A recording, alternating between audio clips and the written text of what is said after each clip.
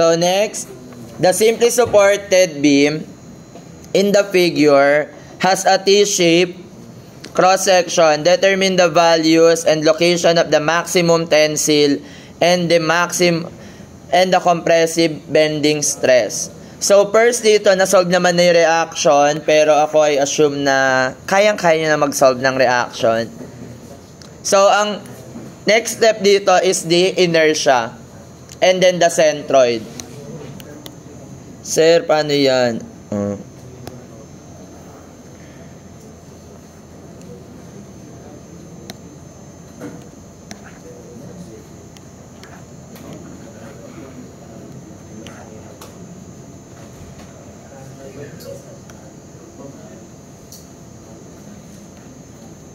So, dito lagay natin is 6 inches, 0.8, 8 inches, 0.8. Ayan. Pwede ito. So, determine the maximum. Ayan. So, centroid muna. So, location ng centroid. The neutral axis. So, paano tayo mag-solve ng centroid? So, maghanap kayo kung anong gusto nyong reference. Saan nyo gusto mag-reference? Dito sa ilalim. No? So, unahin natin yung area 1. Yung nasa ilalim area 1, that's equal to 8 by 0.8. So, magkano to? 6.4. Area 2, 6 by 0.8. 4.8. So, magkano yung area total? That's equal to 11.2 inch squared. And then, ano yung centroid ni X1? Nito. From the bottom. Tama ba? This is 4. Tama? 4. Then, ito, ano yung centroid nito from the bottom? 8.4. And then, for the centroid, for the Y bar, so, lalagay ko to Y bot. Bot nilagay ko, no? Kasi yan yung ibig sabihin. Yan yung neutral, centroid from the bottom. No? So, Y bot multiplied by area total, 11.2. Sulat ko na nga yung formula. Area total is equal to area 1 multiplied by x sub 1 plus area 2 x sub 2. So, area total is 11.2 multiplied by y bot is equal to A1, 6.4 multiplied by 4 plus A2, 4.8 multiplied by 8.4. So, magkano yung Y-bot? J-bot.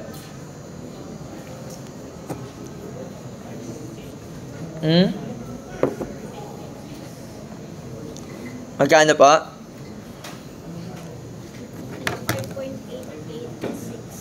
5.886 milli-inches, no?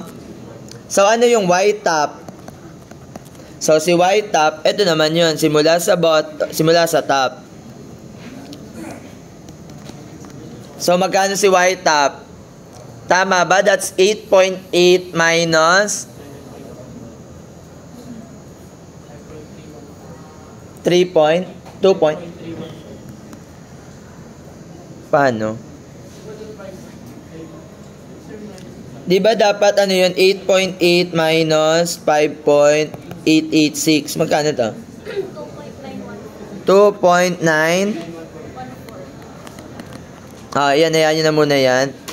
So ngayon, kailangan naman natin yung moment of inertia about the neutral axis. So this is the neutral axis, ayan. So, ang gagawin natin, ita-transfer natin yung inertia na yan dito, tsaka to dito. Tama? So, unahin natin So, for the I and A, ang formula natin ng inertia is equal to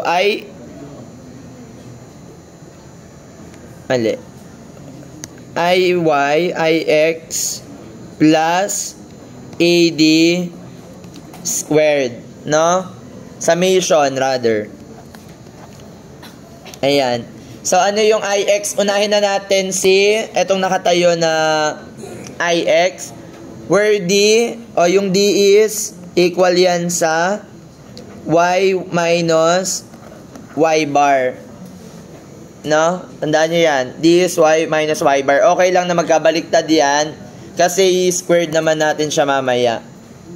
O, diba? Hindi nyo pinanood talaga yung video. Panoorin nyo, ha? Inertia yon, tsaka centroids. Then next, summation ng inertia. So, BH cube over 12 plus AD squared. Ay, sorry. Ano yung base natin? Una natin i-consider itong ito. So, that's equal to B. 0.8 by 8. 8 cube over 12 plus, ano yung area niya? That's equal to 0.8 by 0.8. Ang D niya, Y minus Y bar. Ang Y natin is 4 minus 5.886 squared plus yung isa naman. Ang base natin dito is ito, 6 multiplied by 0.8 cube over 12 plus the area 6 times 0.8 multiplied by ano yung centroid niya? 8.4 minus 5.886 squared. So, magkano yung moment of inertia about the neutral axis?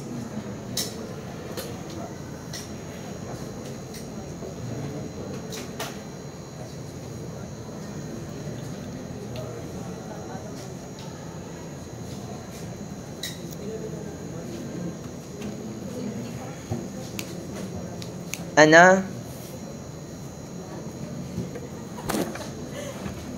Yung centroid, kaya nyo yun. Tapos,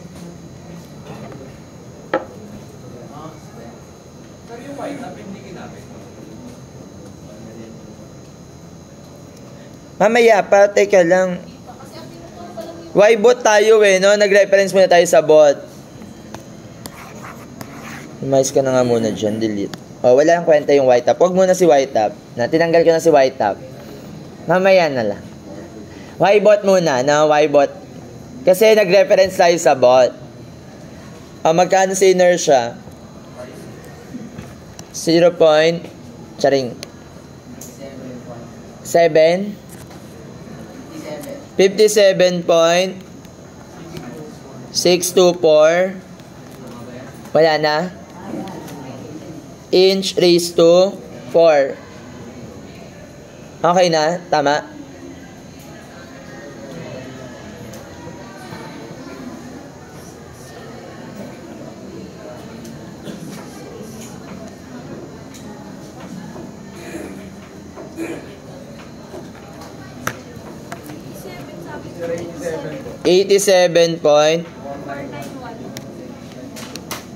$87.491.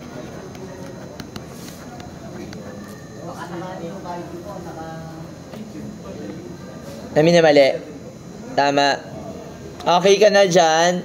So ngayon, kapag nasolve mo na yung inertia about the neutral axis, so inahanap na dito, determine the values and location of the maximum tensile. So, pwede mo na gamitin yung formula. Kaso, wala ka pang moment. No? So, ano kaya yung maximum moment nito? Siyempre, do-drawing nyo yung moment diagram by parts para ma-determine kung alin yung maximum moment.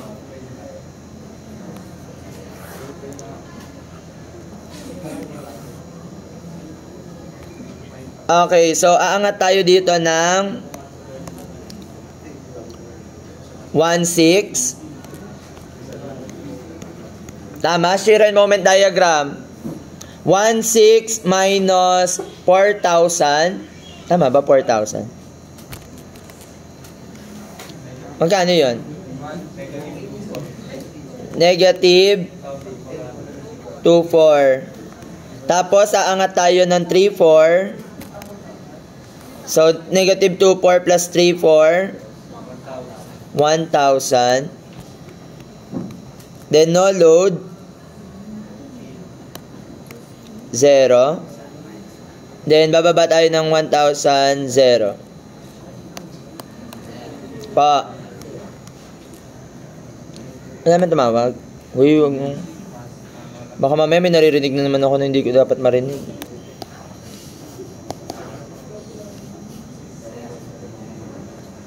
Zero. O ngayon, paano nyo kukunin yung x distance nito? Paano kukunin yung x distance? Sir, tinuro na yan ni Sir. Paano? 1,6 divided by 400. 4 meters. 2,4 divided by 400. 6 feet pala, sorry. Di ba hindi na tayo nag-ratio and proportion?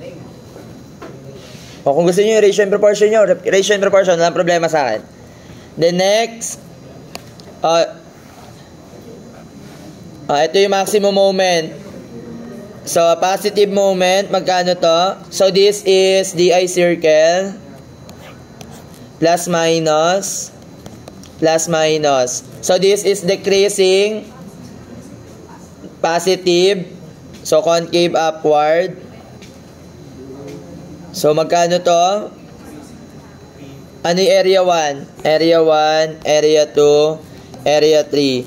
Area 1 is equal to 1/2 by 1,600 by 4. Magkano yung area 1? 3,2. Area 2, 1/2 by 2, negative 2,4 by 6. Negative 7,2. And then area 3, that's equal to, yung length nun, 4 by 1,000. That's equal to 4,000. So, this is 3,200. And then, this is, bababa tayo ng area, no?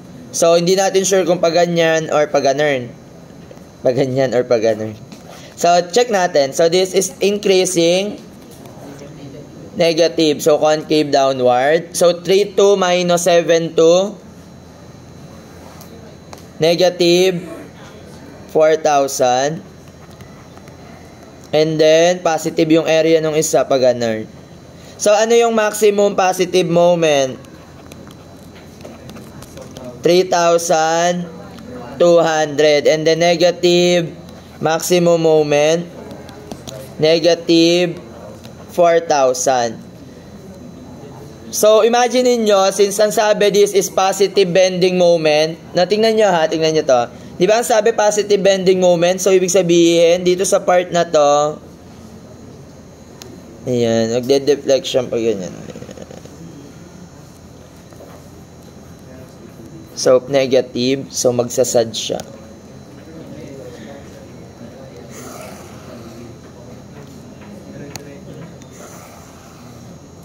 So, class, ito yung tinatawag nating elastic curve.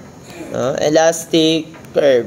So, yan yung tendency ng beam, ang mangyayari sa beam kapag nag-apply tayo ng load. Yan yung mga papasok na dyan si theory of structure, yung mga deflection.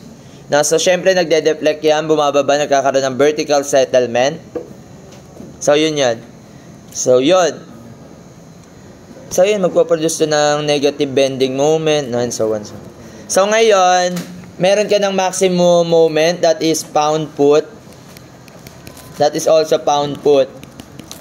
Then, ang hinahanap is, ang sabi dito ay, values location for the maximum tensile and compressive.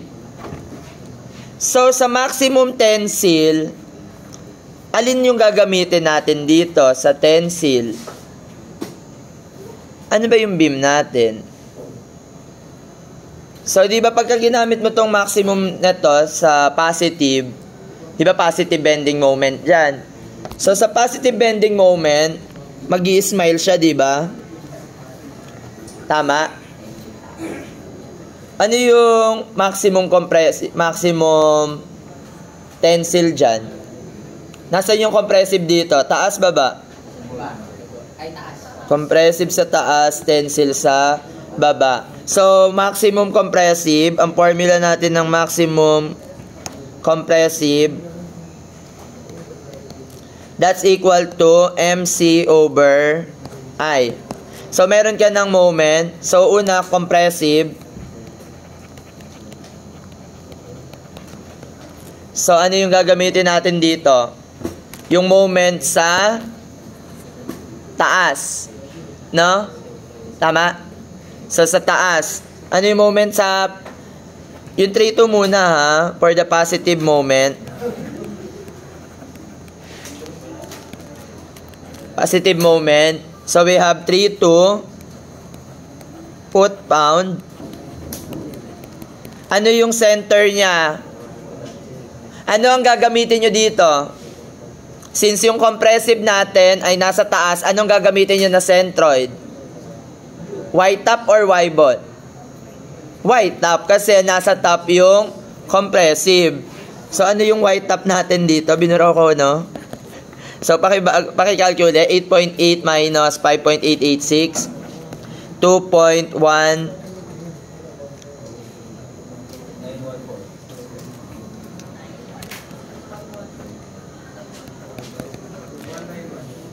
Po?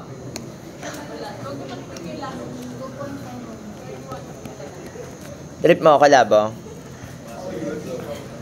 3.91 at 2. This is inches.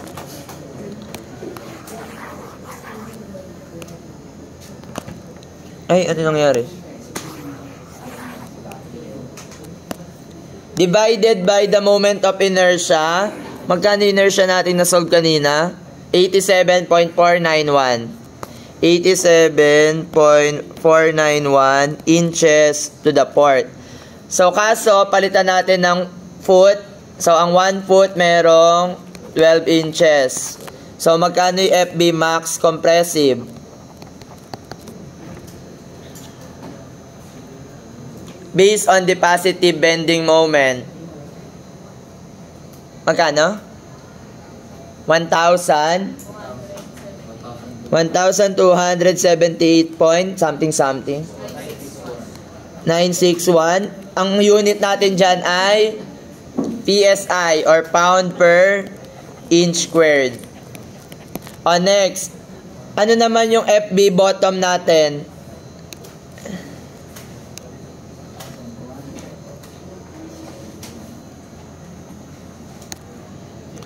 Okay, so next naman, para dito sa 4,000 na moment, no? Ayan, sa 4,000 na moment, ay, Barbie. So, di ba sa negative moment, magsasad naman siya. So, ibig sabihin, alin yung compressive? Yung bottom.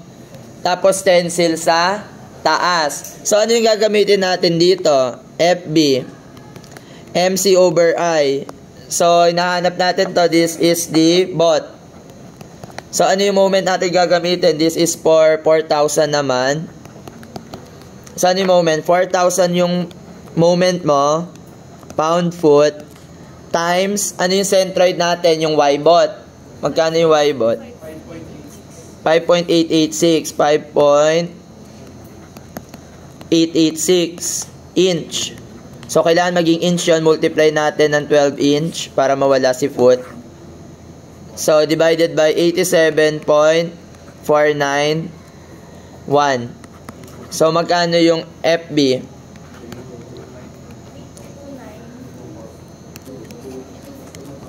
Magkano?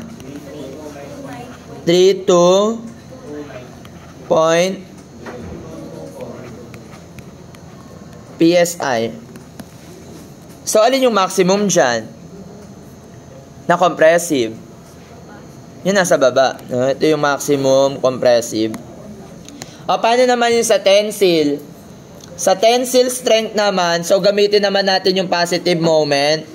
For the tensile, ay, mali. Tennis. Tensile. Tennis.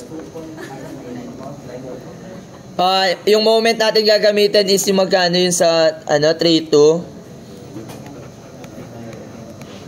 So, yung moment na 3-2 gamitin natin, FB tensile. That is MC over I. That is 3,200 pound-foot. Ano yung centroid natin gagamitin? Yung ginamit natin is yung positive bending moment. Ano gagamitin nyo? Yung Y-bot or yung Y-top? Y-bot kasi tensile yung pinag-uusapan natin. So, ang Y-bot natin ay 5.886 multiplied by 12 para maging PSI divided by 87.491. Magkano yung FB tensile? 2583 point PSI. Yung isa naman, tensile naman, gagamitin naman natin yung 4,000 na moment. So, ang FB niya is equal to 4,000. Ano yung gagamitin mong centroid dito? Yung Y-top. Kasi mag-smiley na siya, di ba? Kasi positive, hindi, negative ba? Ay, baliktad pala ako, sorry. Ito pala yung gagamitin natin, no? Yung top. So, Y-top, magkano yung Y-top? 2.914. So, i-multiply mo lang ng 12 divided by the inertia na 87.491. So, alin yung mas malaki? Magkano? 1.5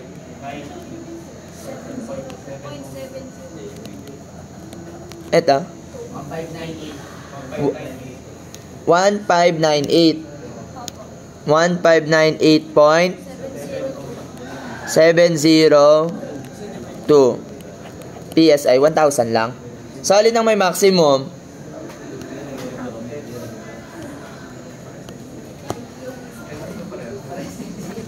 So, alin yung ito yung sa tensile, ito yung sa compressive.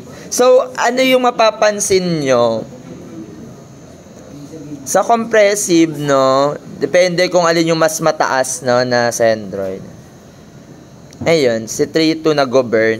Ayun, no, kung mapapansin nyo, di ba, sa mid-span, di ba dito yung positive bending moment? Ginamit natin yung 3-2 for the tensile kasi nasa ilalim. Mas marami dapat bakal sa ilalim. Tapos sa support, nag-govern yung sa 3-2. Ay, yung sa 4,000 dito naman. Ayan, dapat i-check nyo yan. 4 na senaryo siya, no? Aga pa pala. Okay, sa pampa. Ay, eto, may tuturo ako sa inyo. Baka kaya pa ng 10 minutes. Saglit lang.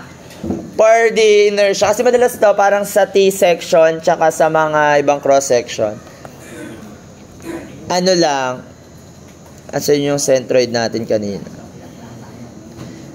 Para konting face-to-face lang na for the centroid, for the block. Walang nagtuturo nito, ako lang. Diyan. Ayan. So ako, ang ginagawa ko dyan, nagre-reference ako sa, ayan, di ba? So, alam ko naman na, alam nyo naman na yung pagsasolve ng mga centroid. Pero ako, ang ginagawa ko kasi, calculus base, no? Sir, ano yung calculus base na sinasabi mo, no? Parang ganito lang siya. Kuha kayo ng strip. Di ba yan yung strip, dx. O, lagay ko na ng dy. No? Tapos dito din may strip din yan. Kasi magkakaiba yung cross-sectional area niya, no? dy. Tapos ang reference ko, ito yung 0. No, ano yung formula ng area natin sa calculus? 'Di ba yung differential area? So dA, that is equal to the area. For the area, integral ng dA, unahin natin to.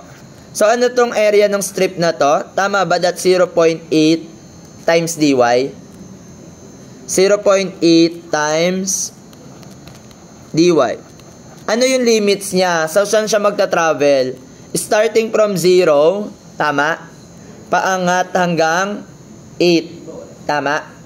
O, edi 0 to 8 plus integral ni, ito naman tayo, napalitan na siya, no? So, that's equal to 6 times dy, tama? 6 dy, ano yung limits niya? From 8.8, 8 to 8.8. So, magkano yung area total?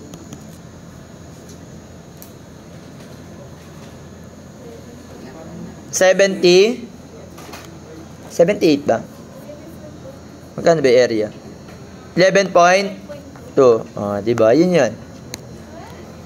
Pwede kayo mag-calculus. Pagka ganyan lang, simple lang yung inch squared. Ay, pwede. O, di ba ano yung kasunod ng calculus? Yung centroid. Di ba ang formula natin ng centroid is area total times y bar is equal to the integral of y dA.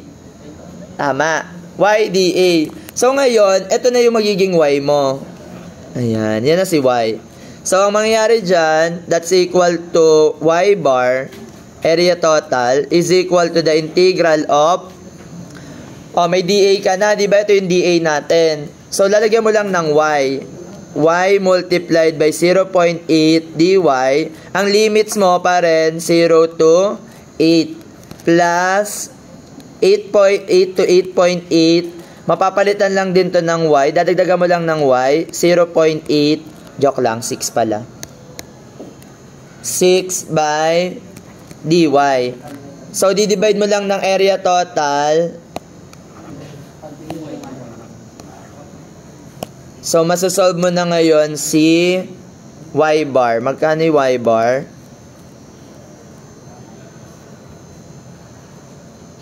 So, yung in-input nyo ng calc kanina, dadagdagan nyo lang ng y.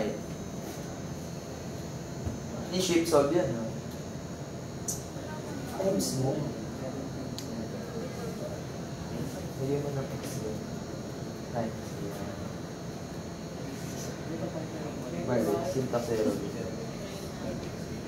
Magkano? Hindi, may 7 minutes pa.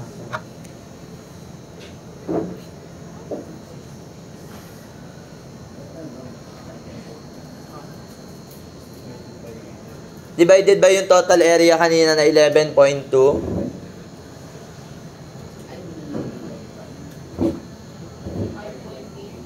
Oh, yun yung centroid. 5.886.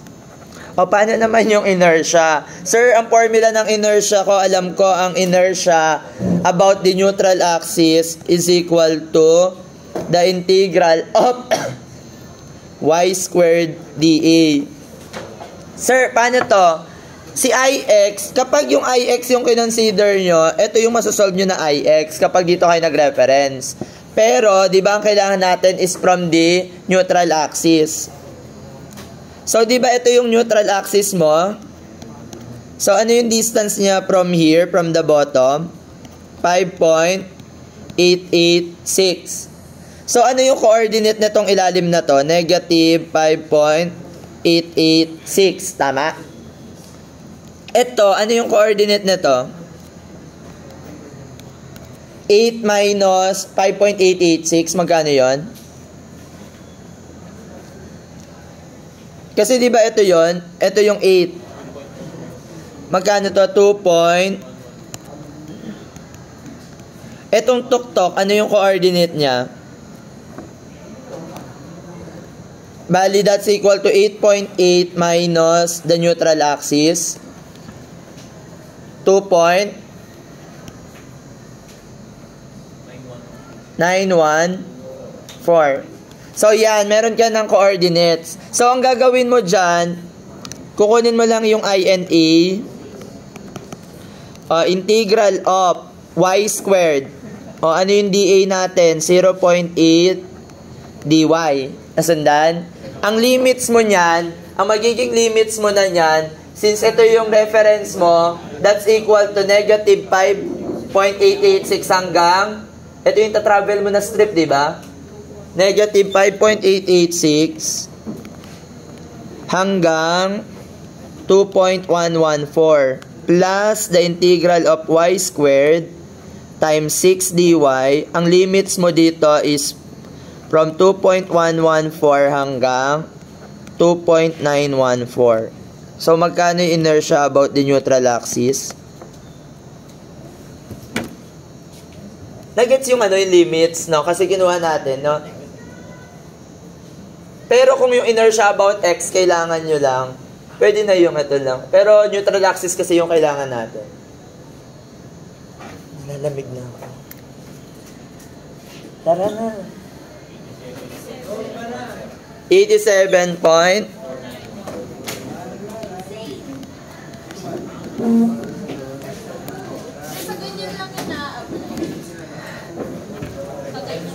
Sa lahat, kung kaya nyong kunin yung equation ng curve.